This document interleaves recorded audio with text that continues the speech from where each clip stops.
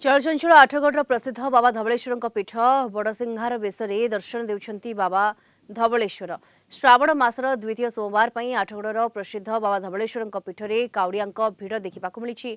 राज्यर कोण अनुकोणु काउड़िया माने आसी बाबा को जलाभिषेक कर अधिक सूचना देउछंती आठगढ़ रिपोर्टर विश्वजित राउत। अहो भाग्य से ही भक्त एवं से श्रद्धालुर जी आज बाबा धवलेश्वर पीठ में जल लगी करुच्ची। आम जो अच्छु ये स्थान हूँ कटकर प्रसिद्ध शैवपीठ बाबा धवलेश्वर पीठ।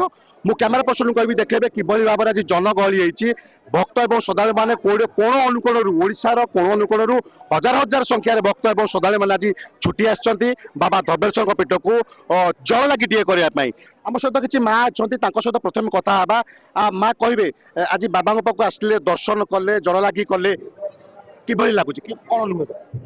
मु सब वर्ष आसे आर वर्ष भी आसती ए वर्ष भी आसी बाबा कृपारू मु आसी पारी। मो गोड़ भी भल नाला ऑटो आसला बेले ऑटो पुलिस वाला रखी देते खाली बाबा को गोटे मुंडिया मेली बाबा मु जाई पारिबिनी गोड़ भर तो सागे सागे पुलिस वाले राजी होगले छाड़देले लाइन रे न आसिक मु डायरेक्ट आसिक दर्शन कली बाबा को।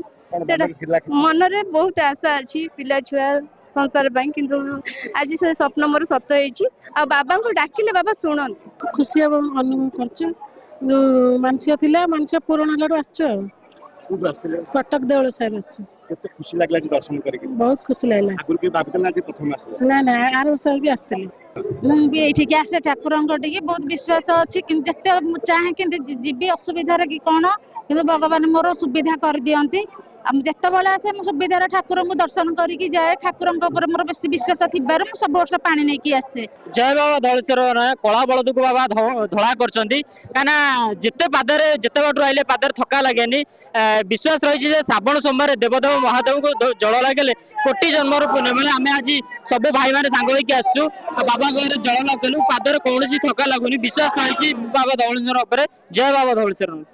शुणुंट कि जिते खरा हो बा जिते ताती हो गोड़ को कष्ट लगेनि कहीं मु जाऊँगी बाबा धवलेश्वर को दर्शन करने से तो खुशी से तो आत्मीयता जो कोण अनुकोण छुट्टी आसती बाबा धवलेश्वर पीठ को भक्त और श्रद्धालु जहाँ आज से अपूर्व मुहूर्त आज से अपूर्व सुख दे आसी दर्शन टे कर जल लगी टे कर बाबा धवलेश्वर पीठ में आठगढ़ धवलेश्वर पीठ विश्वजित राउत कलिंग टीवी।